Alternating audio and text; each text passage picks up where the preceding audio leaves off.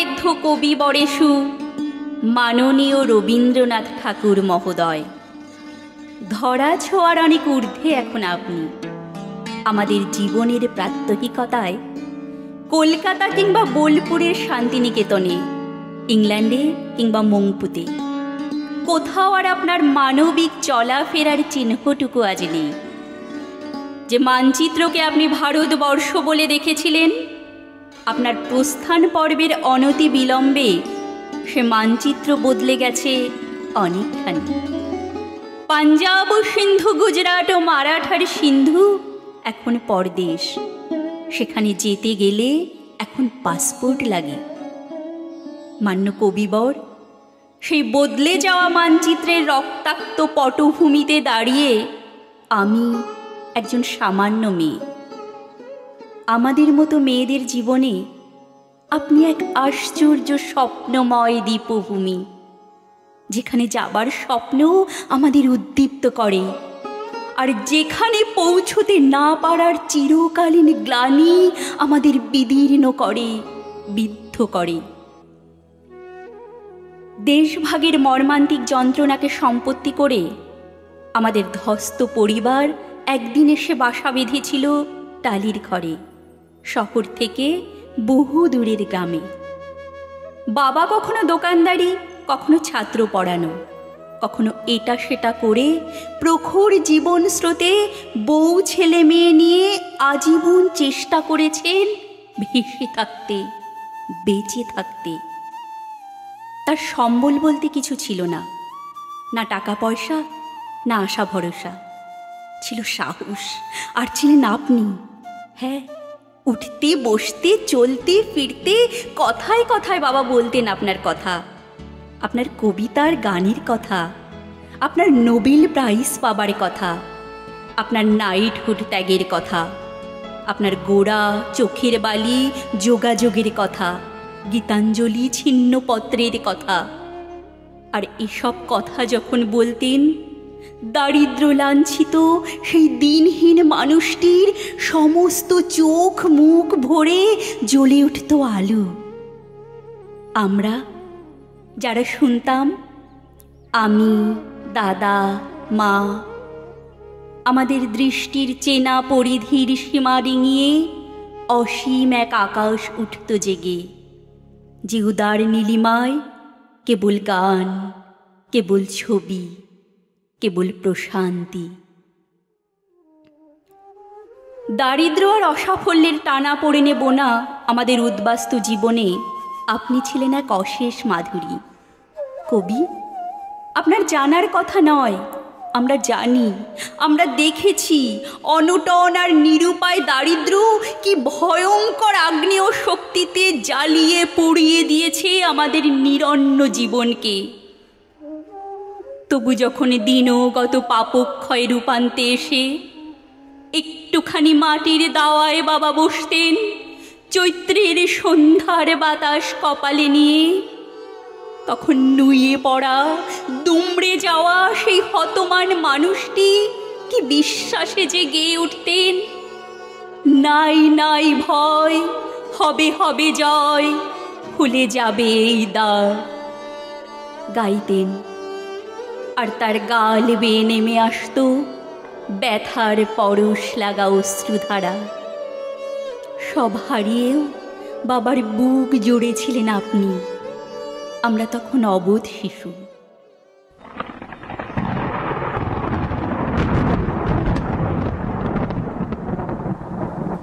সেদিন ছিল শ্রাবণের এক অবিরাম বৃষ্টির রাত। আমাদের ভাঙা ঘরের চাল ফুটো হয়ে ঝরছিল স্রোতধারা। আকাশে সেদিন ঘন দুর্যোগ। মাত্র 7 দিনের জ্বরে আমার বিধ্বস্ত মা তখন শেষ পথের যাত্রী। জ্বরে পুড়ে যাওয়া মায়ের গায়ে বাবা তখন হাত রেখেছেন একটু শান্তির স্পর্শ দিতে। চোখে জল। মা বললেন, ছেলে মেয়েরা রইল।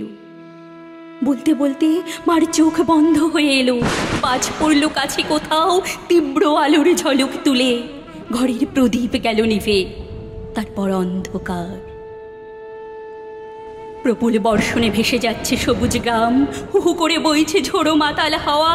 তখন সেই শ্মশানে লগ্নে বাবা কাঁদছেন আর মৃদু স্বরে আবৃত্তি করছেন, শেষ স্পর্শ নিয়ে যাব যবে ধরণীর, বলে যাব তোমার ধুলির তিলক পড়েছি ফালে, দেখেছি নিত্যের জ্যোতি দুর্যোগের মায়ার কবলে, সত্যের আনন্দরূপ এ ধুলিতে নিয়েছে মূরতি, এই জেনে ধুলায় রাখিনু প্রণতি।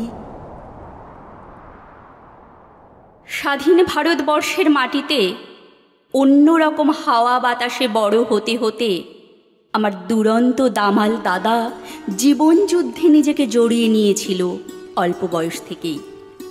দাদা আমার নির্ভীক কণ্ঠে গাইতেন গান, আপনারই গান। সারাদিন হাড় ভাঙা পরিশ্রমের পর ঘরে ফিরে দাদা এক একদিন আমাকে শোনাতে চাইতো আপনার কবিতা।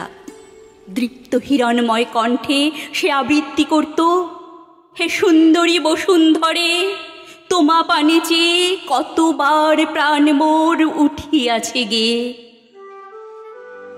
খিদিরপুরের এক কারখানায় দাদার সামান্য চাকরি। শিক্ষিত এক স্বাধীন ভারতীয় যুবক, কাজ না পেয়ে দুমুঠো ভাতের আশায় হাতুড়ি পেটাতো গনগনে বয়লারের সামনে দাঁড়িয়ে। ঘামে ভিজে যেত তার শরীর।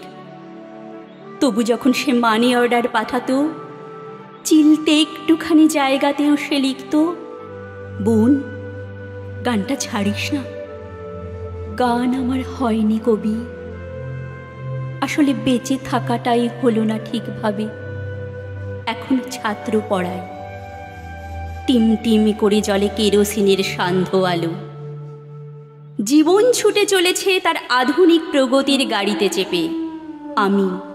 আমরা পড়ে রয়েছি বহুদূর পথের পাশে উপেক্ষায়। 25শে বৈশাখ আর 22শে শ্রাবণে শহরে শহরে কত গান, কত কবিতা, কত নৃত্যনাট্য। বড় লোকের সুসজ্জিত ড্রয়িং রুমের ঝকঝকে আলমারিতে আপনার অমূল্য রচনা সম্ভার। তবু কবি, কেন জানি না, বারবার মনে হয় ওই বৈভবের হাজার দুয়ারিতে আপনি নেই। আপনি আছেন এইখানে, এই মর্ত মাটির একেবারে কাছে, সবুজে শ্যামলে ধুলোতে মাটিতে, এই শীর্ণস্রোতা নদীর ঢেউয়ে, এই ভাঙা ঘরের দরিদ্র সকালে, এই ঝোপঝাড়ের জোনাকি ভরা অনাড়ম্বর সন্ধ্যায়। 10 বছর কারখানা বন্ধ থাকার নিদারুণ যন্ত্রণায় দুমড়ে মুচড়ে ভেঙে গিয়েছিল আমার দাদার সব স্বপ্ন। ধীরে অথচ অনিবার্যভাবে দাদা এগিয়ে গিয়েছিল আত্মহননের পথে। কলকাতা থেকে যখন দাদার মৃত্যু সংবাদ এলো, ছুটে গিয়েছিলাম সেখানে। গঙ্গার তীরবর্তী শ্মশানে দাঁড়িয়ে হু হু করে কান্নায় ভেসে গিয়েছিল আমার বুক। একা, একেবারে একা মনে হয়েছিল নিজেকে সারা পৃথিবীতে।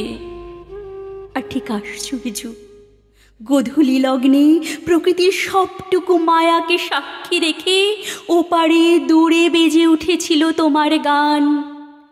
ঘাসে ঘাসে পা ফেলেছি।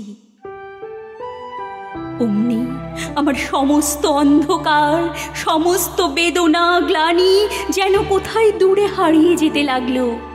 জীবনের কি এক আশ্চর্য বিশ্বাস তখন এসে স্পর্শ করলো আমায়।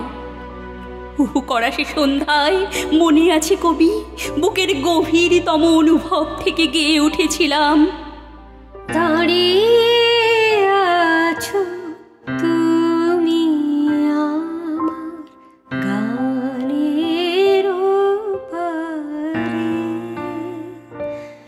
আমার সুরগুলি পায় চরণ, আমি পাইনি তোমারে। দাঁড়িয়ে আছো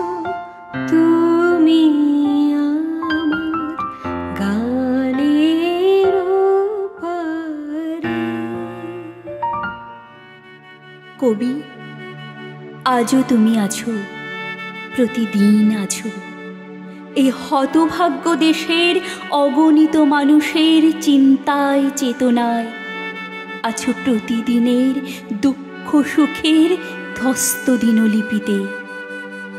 25শে বৈশাখ বা 22শে শ্রাবণের শহুরে আড়ম্বরে নয়, তুমি বেঁচে আছো, বেঁচে থাকবে চিরদিন, চিরকাল।